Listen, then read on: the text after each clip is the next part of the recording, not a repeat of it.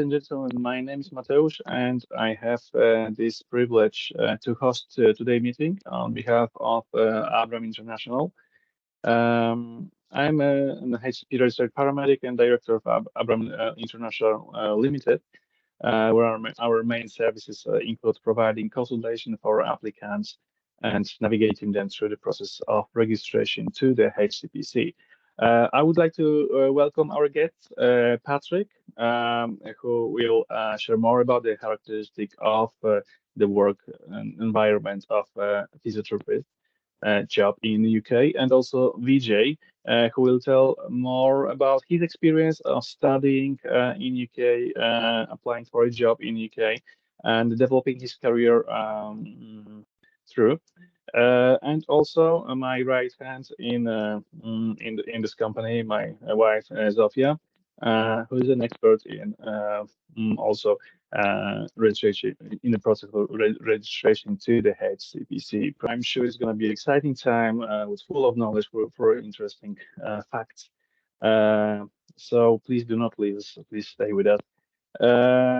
Patryk, your first. Yeah, voice is yours. So Okay, hello. Good afternoon in my case. Good evening and good morning. Welcome everybody. I'm Patryk. I'm a physiotherapist. Currently, I'm working in community. I'm Band 6 physio. Within my experience, I experienced working in outpatients, MSK. I used to work in acute hospital, community, and I'm currently in the process of changing the job. I'm going to work as a Band 6 neurophysio in community.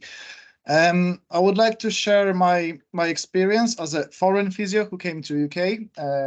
I completed my uni. I finished my uni in Poland, so I gained my qualifications in Poland, and I had to register with HCPC, and that's how I met Mateusz. Actually, he helped me. Abram helped me with registration.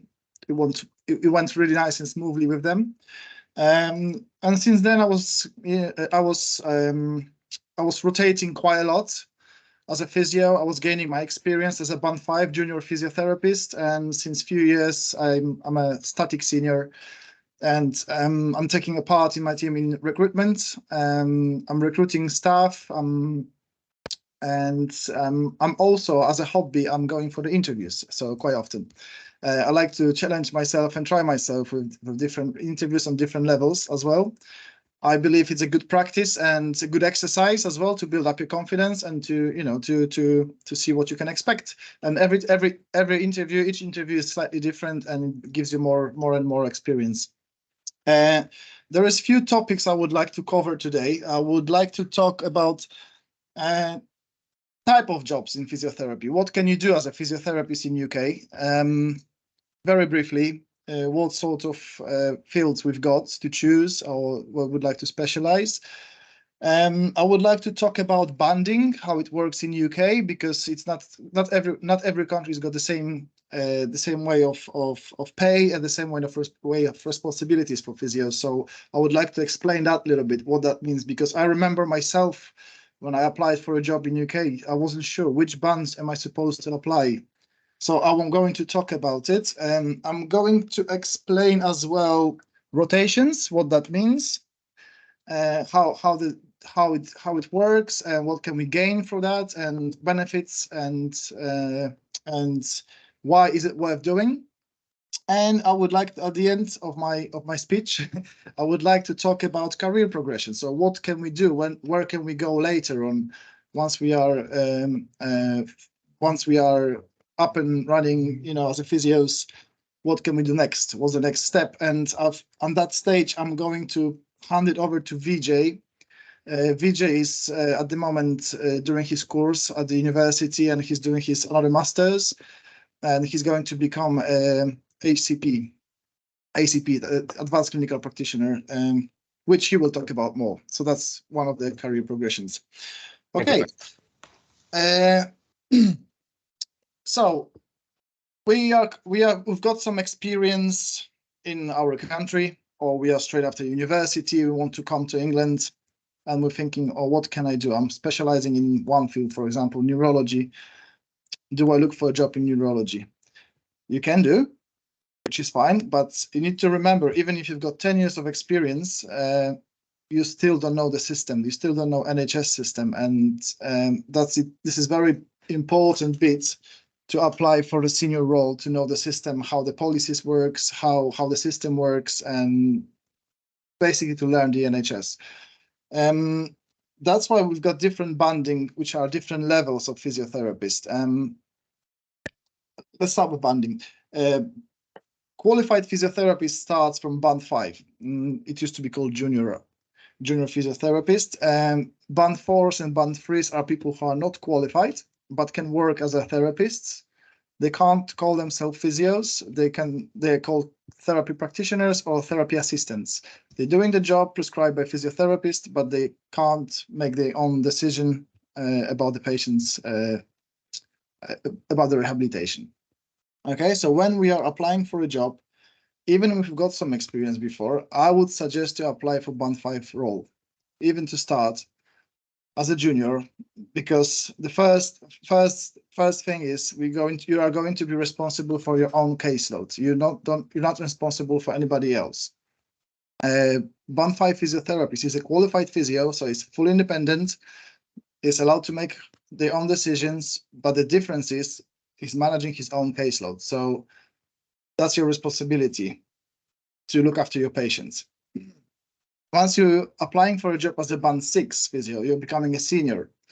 And the difference between band 5 and band 6, the main difference is that senior is looking after other juniors. So you've got all the responsibilities you had as a band 5. So you got your own caseload, you're making your clinical decisions, you're rehabbing patients, you're running the ward, for example, but also you look after the juniors. So the new starters, newly qualified physios, so their problems becoming your problems as well. So a little bit of more managerial skills you need as a band 6, as a senior. As a senior, you also are responsible for training of other staffs. You can start as a band 5. This is a good development plan to become a senior, but this is not your main responsibility when you're starting.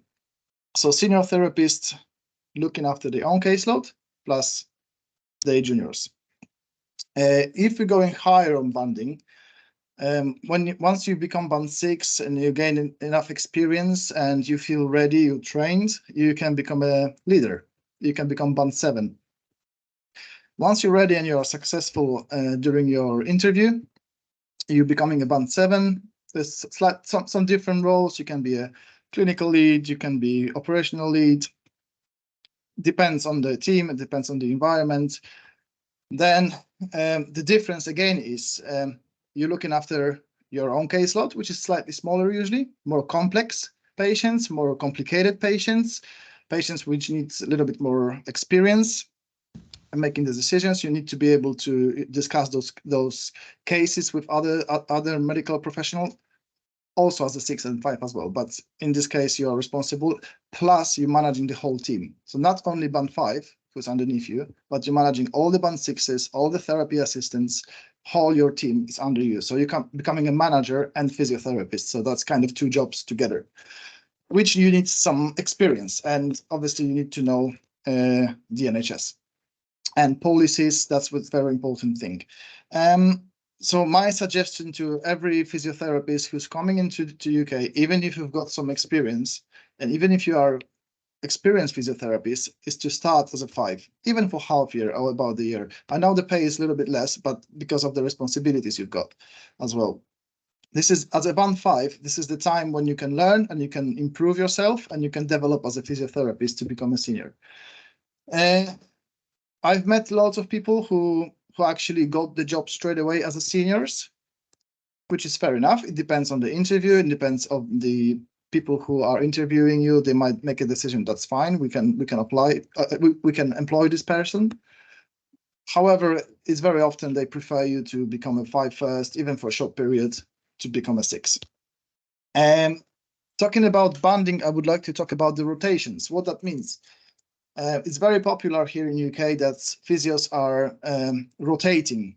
So to gain the experience is a kind of program for physios in the trusts that they employing, for example, 4 or 5 physios on kind of the same job.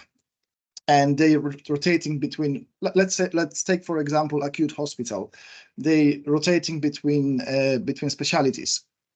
So one of the band every period of time, for example, 6 months, 8 months, 9 months, sometimes even yearly. How it works. So you're starting as a junior, for example, on the orthopedic ward, and you set yourself goals that at the end of this rotation, you need to be able to achieve some goals. In the same time, other physios are on the different wards, on the different departments, for example, neurology, emergency floor, or outpatients MSK, and they're doing the same process in different fields. After the period of time, like for example 6 months, they're all rotating, so they're swapping places. So you completed your rotation in orthopedics, and now you're starting again in neurology, for example. You got new goals, you have new plans, you have to achieve basically another goals for yourself to develop, to improve, to learn, to get your experience. And this is the way how to gain experience as a band 5, to rotate. And I always recommend to everyone, especially people who are newly qualified, because when we finish university, we're not completely sure what we are going to do. For example, in my case, I was always thinking I'm going to become MSK physiotherapist, and I went totally different way afterwards. After a few years experiencing different fields of physiotherapy, I decided I actually prefer something different. That's why it's good experience. It's good to know, good to learn, good to meet people, to build up your network as well in the area where you're working, because you meet lots of different physios, lots of different nurses, lots of different doctors, and the most important thing, you follow the patient's journey. So you are actually with the patients from the beginning to the end of the rehabilitation, which is excellent experience. Like in my case, I've completed rotations in community, also in acute. So I went literally through whole patient journey from the A&E up to the rehabilitation at home. I've seen it all, which is a brilliant experience for myself, and I'm not afraid to work in anywhere. Actually, to be honest, I could work in acute hospital at the moment. I could work in community, MSK, neurology. I've got this background, so which gives me advantage at the interview as well. So I can apply for the job, and I can always say I've done it. I've been there. I know how it works, which is a good skill to have. So what types of jobs can we do? Physiotherapy is like medicine. You can work anywhere, basically. You can work in most of the fields, starting from the mental health, through pediatrics, neurology, orthopedics, MSK, women's health, and lots of variations of physiotherapy. But mainly, as I said before, we can focus on acute and community, which are quite similar sometimes. The difference is acute is usually based in hospital. Community is based in community. So we are visiting patients at their homes. So we're caring for them at their homes. We're trying to avoid admissions. So we don't want them to get to the hospital. So we're doing everything we can to stop it and keep them home. Home is the best place for patients, not hospitals. Again, in community, we've got different types of physiotherapy. Myself, I'm working for a community therapy team, so I'm kind of general physio. We're seeing lots of different patients: orthopedics, neurology, respiratory, MSK, mainly elderly in the area where I work, but also young people as well who can't go to outpatients or are basically housebound. You can work in neurology, so you can specialize in, for example, in community. So you're seeing mainly neuro patients. You can work in community in, for example, COPD team, so respiratory physios. As many specialties, as many teams you might get. You might want to work in falls prevention team. So there's plenty of different jobs, but it would be nice to have a good experience as a band 5 in any of those jobs to later on to apply and specialize in community, for example. And it's the same with acute hospitals. It's good to experience working on the wards with acutely unwell patients, to later on, for example, specialize ourselves in neurology, in acute or respiratory or orthopedics. Okay. I was talking about banding. So we going up to band 7, we're becoming a manager, we're running the team. And what's next? We've been doing this for a few years. We're kind of feeling the urge to go further, right? And we're thinking, what can I do? Do I go on band 8? Do I go higher, band 9? which is slightly difficult to do with just our normal degree and just experience. Sometimes we have to study another subject. We're supposed to go to masters, what Vijay is doing, and then we can progress our career. And again, we can specialize very strictly. For example, in MSK, musculoskeletal team, you can go to the team and become a specialist. For example, shoulder specialist. You have to complete your master's degree like Vijay does, and then you can specialize in MSK, and you can become a advanced practitioner. Once you've got your master's degree, again, I would like Vijay to talk about it a little bit more. I don't want to cover this subject myself. Once you've got those degrees, you've got plenty of options, which we will talk about in a minute. However, going back to banding and rotations, it's very important to gain as much experience at the beginning of your career and try to climb the ladder peacefully, I would say, slowly, don't rush. Lots of physios like to rush it, go to band 6 because it's better money. I know, I've been there. However, getting the good experience, very important. Networking, as I said, building your experience, getting skills, which will benefit in future as well.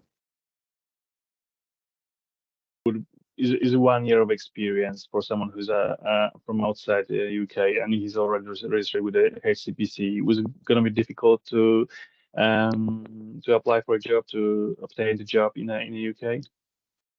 Well, any experience is good, but you need to think. That's what I was told in the beginning, and I've spoken to many managers about it as well. Even if you've got foreign experience, I wouldn't count it as a solid experience you've got, because different countries got different manual handling rules, different policies. It's not about the knowledge, because we all got great knowledge. We study this.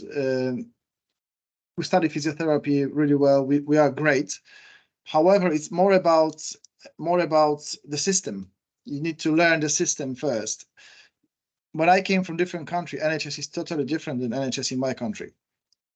Starting with manual handling, policies, and the supervision structures, the way how it works is totally different. So I had to learn myself. So I was a good physio already. However, I didn't know how the system works. So I used my band 5 time as learning the system, learning the NHS, learning how NHS works, which is very important, especially if you're coming abroad.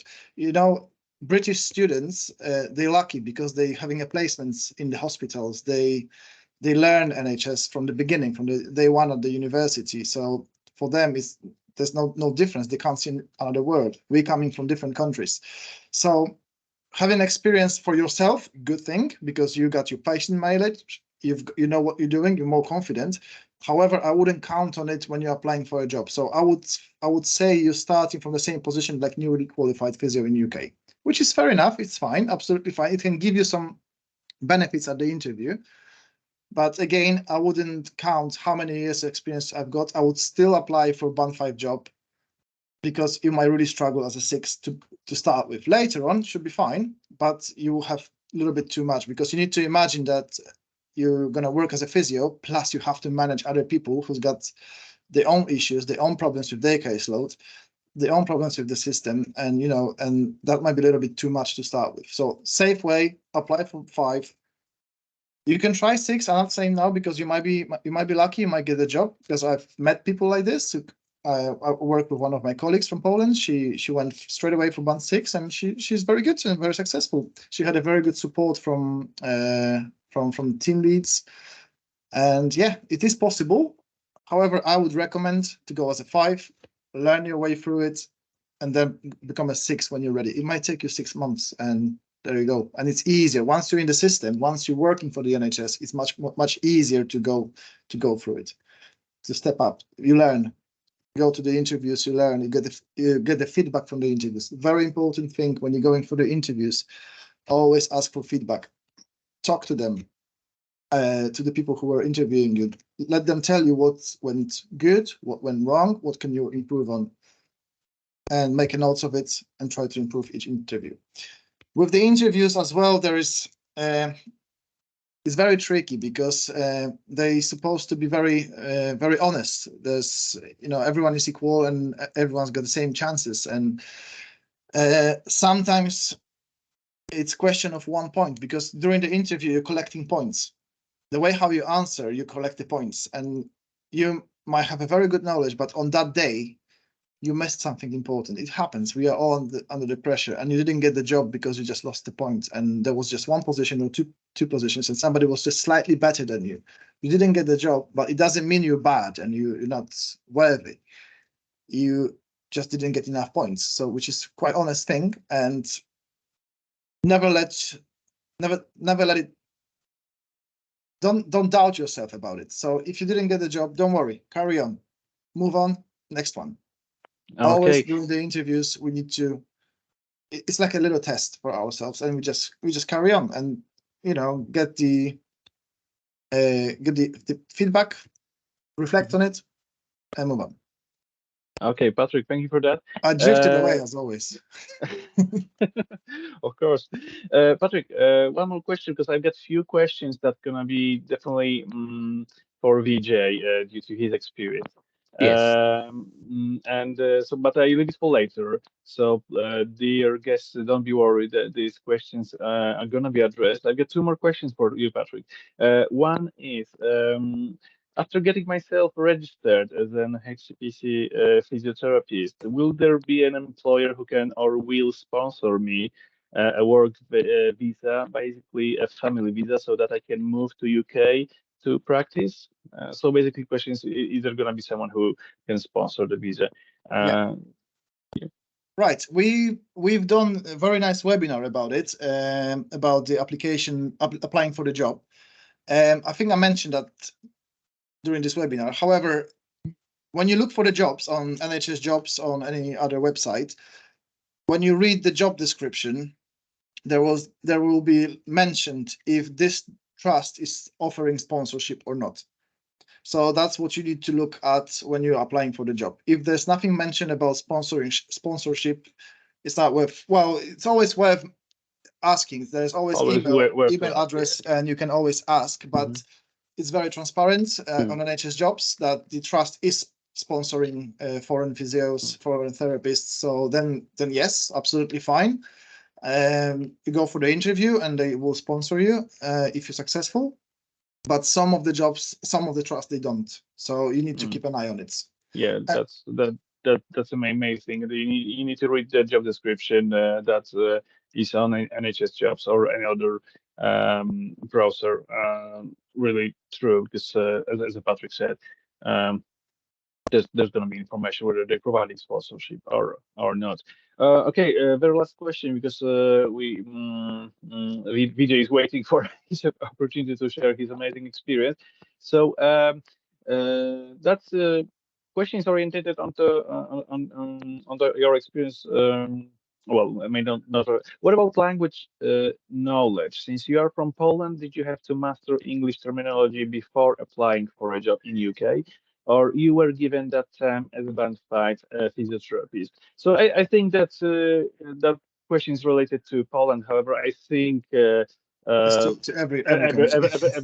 that can be related to every country. So yes. Yeah, what's your experience, Patrick? Yes, that was a challenge, to be honest, to start with. Fortunately, I'm quite easygoing person with patience, and if I don't know the word, I'm trying to find a way around it. And native speakers are quite understandable. I think they appreciate that we speak second language, so which is normal thing. Obviously, we all want to sound professional and want to use the words, professional words and professional language. It was quite painful for me to begin with, because in my language I was quite eloquent, and then in English I struggled with anatomy sometimes, some of the names of the muscles, some movements. So basically, to me it was just constant learning and on the day. The hardest for me, and I think it's for everyone, even for English people, is abbreviations when you start. When we do the shortcuts, that's the most difficult thing, especially if it's your second language, because you've got 3 letters and then I can't make up the word. What that means? So that was the most difficult part. But again, my managers were aware of it always. That it's not my first language. As I said, I find the ways to go around it. That's how I've learned English as well. You don't know the words, go around it. With patients, it's quite easy because my own philosophy is to communicate with them in kind of normal speech. So don't use terminology too much because they might get confused as well. So that's the approaching patients, no problems. You can always describe what you mean. You don't have to use the professional language with them. Communicating with doctors, nurses as well. But again, I think everyone appreciates that it's the second language. I speak different language natively, so that's not a problem. I think once you overcome that fear and that feeling ashamed a little bit, oh, I don't know the words, you should be absolutely fine. And again, that's your self-learning. You just need to learn yourself, and it comes with the job, so it gets better and easier. Because the terminology is repetitive as well, so when you work with the legs all the time, the knee and all the anatomy, and it will come to your head itself later on, and and all the words.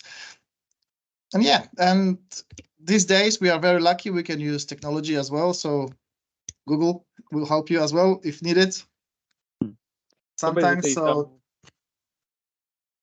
Yeah. basically hoping for a patience from managers, but be fair to yourself. You coming from the other country, and generally my experience, I'm paramedic from background.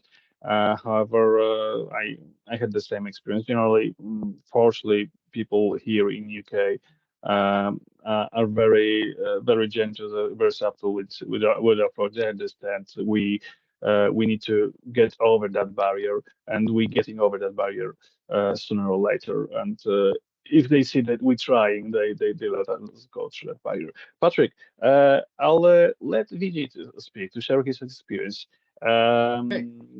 If there's gonna be any Thank you more very much. question, thank you, Patrick. That was amazing. Just finding a job in UK, understanding the job. It's as Patrick said, it's different countries got different terminology, different standards, different protocols, algorithms. So you need to take that into account when you're moving over, and finding the job is possible. Remember to look at the job descriptions.